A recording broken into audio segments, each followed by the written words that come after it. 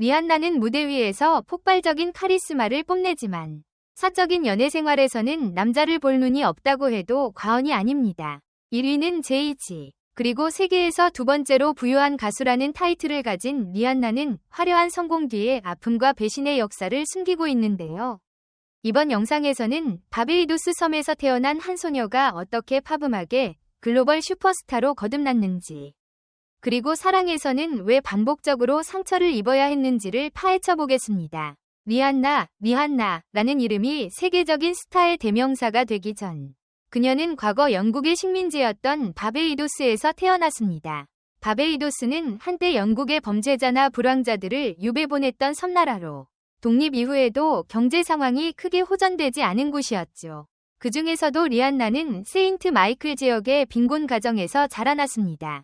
아버지 로널드 펜티는 마약과 음주에 중독된 인물이었고, 집안 곳곳에는 아버지가 흘린 약과 도구들이 널브러져 있었습니다. 어린 시절 리안나는 매주 금요일을 가장 두려워했는데요. 금요일마다 아버지가 주급을 받아 절반을 술값으로 탕진했기 때문입니다. 아버지가 집에 들어오면 리안나와 형제자매들은 숨을 죽이며 아버지의 기분을 살폈습니다. 상황은 더 나빠져 아버지가 직장에서 해고당한 이후 리안나의 가족은 더욱 큰 고통에 시달리게 되죠.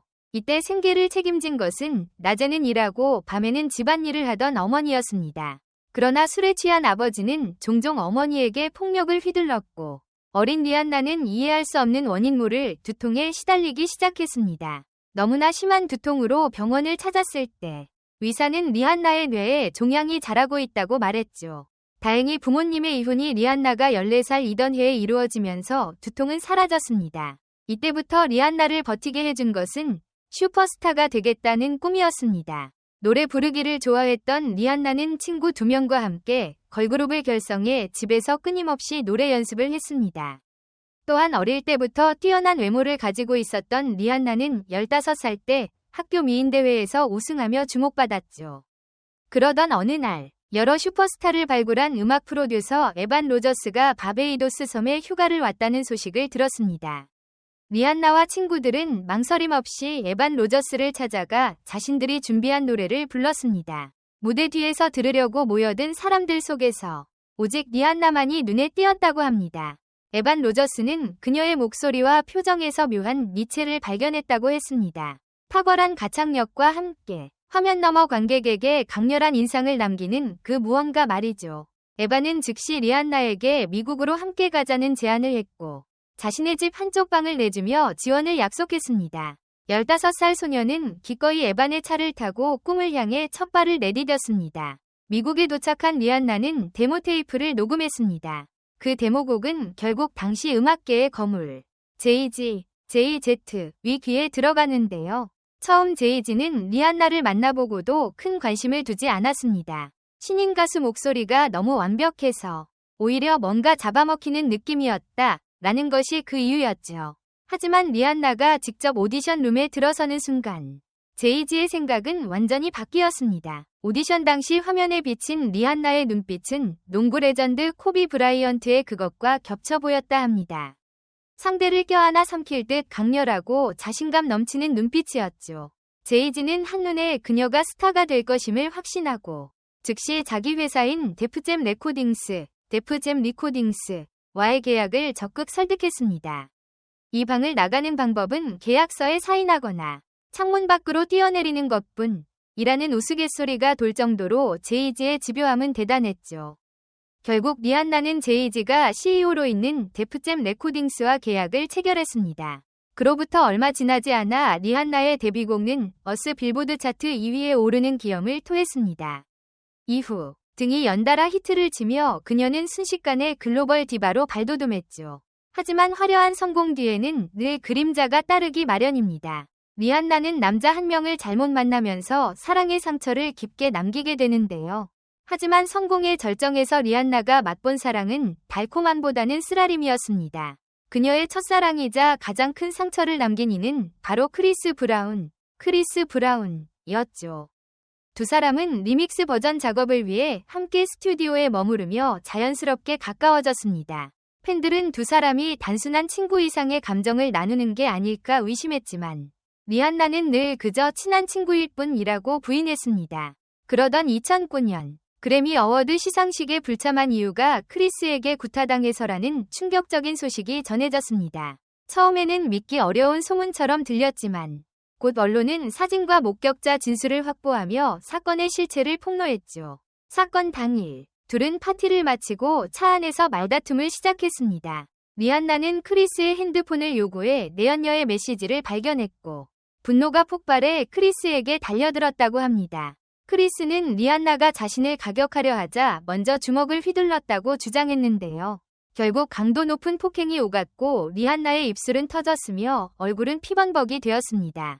경찰 조사에 따르면 크리스는 운전 중이면서도 오른손으로 리안나의 머리를 창문에 여러 차례 내리찍었고 왼손으로는 온몸을 내리쳤다고 합니다. 리안나는 집에 가면 더 맞을 것 같다는 공포 속에 매니저에게 음성 메시지로 경찰을 불러달라고 요청해야 할 정도로 위기에 몰렸죠.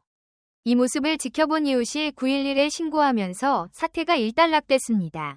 결국 크리스 브라운은 보호관찰 5년, 사회봉사 181, 가정폭력 교육 수료, 벌금형 등의 처분을 받았고 리안나와의 모든 연락이 금지됐습니다. 그러나 세상은 더욱 큰 충격에 빠졌습니다. 사건 발생 3주 만에 리안나와 크리스가 다시 교제 사실을 인정한 것이죠.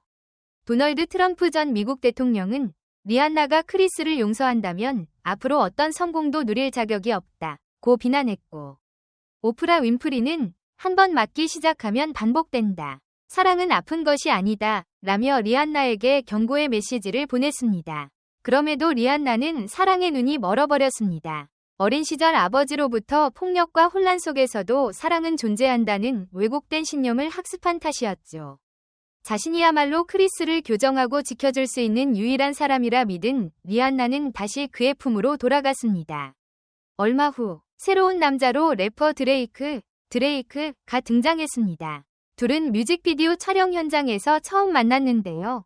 크리스를 떠난 리안나는 드레이크와 잠시 교감의 시간을 가졌습니다. 그러나 언론엔 친구 사이라고만 밝혔고 얼마 지나지 않아 크리스 브라운과 재결합을 선언했죠. 드레이크는 이별의 상처를 곡에 담아냈고 공개 공연 중 크리스와 격투를 벌이기도 했습니다. 2014년 롤링스톤즈 인터뷰에서 리안나는 이상형이다. 우리 잘 어울렸을 것이다. 라고 밝히며 여운을 남겼지만 다시 손을 잡지는 못했습니다. 사랑에 크게 상처받은 리안나는 음악 외에도 새로운 도전에 나섰습니다. 2017년 그녀가 발표한 것은 바로 화장품 브랜드 팬티뷰티였습니다. 어두운 피부톤을 위한 파운데이션이 부족하다는 본인의 경험을 토대로 모두를 위한 다양한 컬러 팔레트를 선보였죠. 결과는 대성공이었습니다. 출시 한 달 만에 7.2억만 달러의 매출을 기록하며 뷰티 시장에 파란을 일으켰습니다. 이런 사업성과 덕에 리안나는 세계에서 두 번째로 부유한 가수라는 타이틀을 얻게 되었습니다. 경제학 서적, 부의 전략 수업에 따르면 상위 1%의 부자들은 기존 법칙을 분석하고 깨뜨리는 방식으로 부를 창출한다고 합니다. 음악 장르를 넘나들며 아티스트로서의 영역을 확장한 리안나는 뷰티 사업으로 또 다른 스케일을 실현한 셈이죠. 하지만 행복은 잠깐이었습니다. 또 다른 불행이 리안나의 발목을 잡았는데요. 이번에는 다름 아닌 아버지 로널드 팬티였습니다. 딸의 성공이 벌어지자 그는 자신만의 엔터테인먼트 회사를 세워 투자 자금을 모으려 했습니다. 리안나가 라틴 아메리카와 미국 공연을 약속하는 조건으로 총 1.900만 달러를 투자받기로 한 것이죠. 그러나 공연은 예정대로 이뤄지지 않았고 약속은 모두 헛구호에 그쳤습니다. 리안나가 아버지를 고소하려 했던 사건은 결국 용서로 마무리됐습니다. 로널드 팬티는 2025년 5월 31일 급성질환으로 세상을 떠났고 리안나는 오랜 갈등 끝에 비로소 그와 화해의 시간을 가질 수 있었습니다.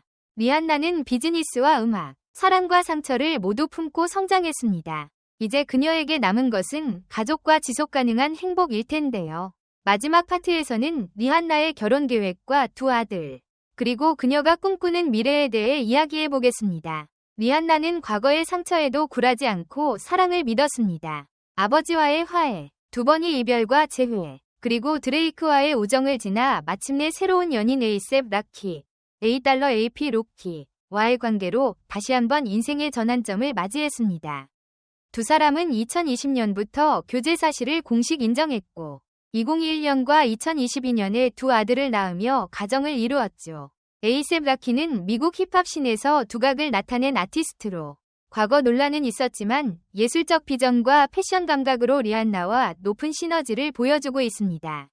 2023년 가을 파파라치에 포착된 두 사람은 뉴욕 센트럴파크에서 한적하게 산책을 즐기며 결혼을 암시하는 포즈를 취하기도 했습니다. 이에 따라 팬들은 리안나가 곧 결혼 반지를 끼게 될 것이라는 기대를 모으고 있죠. 하지만 두 사람 모두 바쁜 일정 속에서도 프라이버시를 철저히 지키며 결혼식 준비에 대해서는 함구하고 있습니다. 리안나는 가족은 인생에서 가장 중요하다며 에이셉과 함께 평범하지만 행복한 일상을 만들고 싶다는 소망을 여러 인터뷰에서 밝혔습니다. 리안나는 뮤직비디오 촬영이나 투어 일정 중에도 아이들과의 시간을 최우선으로 생각합니다.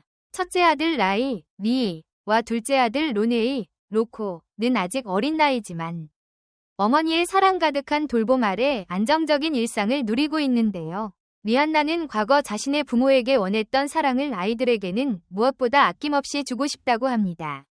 매일 아침 아이들을 뱃속에서 깨우고 함께 아침을 먹으며 공부와 놀이를 병행시킵니다. 소규모 비공개 초등학교에 아이들을 등록해 친구들과 자연 속에서 뛰어놀도록 배려하고 있죠. 한편 아이들과 함께 특별한 경험을 나누기 위해 가족 휴가도 자주 계획합니다. 최근에는 바베이도스로 돌아가 리안나가 어린 시절을 보냈던 마을을 아이들에게 보여주었는데요. 그곳에서 리안나는 내가 여기에 뿌리를 두고 일어섰다는 것을 잊지 말라며 따스한 메시지를 전했습니다. 리안나는 음악에서도 여전히 새로운 지평을 탐구하고 있습니다. 2024년 발표한 EP 앨범은 R&B, 팝, 하우스 등 다양한 장르를 넘나들며 평단의 호평을 받았습니다. 특히 가족과 삶에 대한 솔직한 가사를 담은 곡들은 전 세계 팬들의 공감을 샀죠. 또한 그녀는 차세대 프로듀서와 협업하며 Z세대 아티스트를 발굴하고 지원하는 팬티 레이블 설립을 구상 중입니다. 기존 레이블과 차별화된 아티스트 중심 플랫폼을 만드는 것이 목표라고 하는데요. 이를 통해 자신이 받은 기회를 돌려주겠다는 리안나의 선한 영향력이 기대됩니다. 리안나는 뷰티 사업에서도 환경과 사회적 책임을 중시하고 있습니다.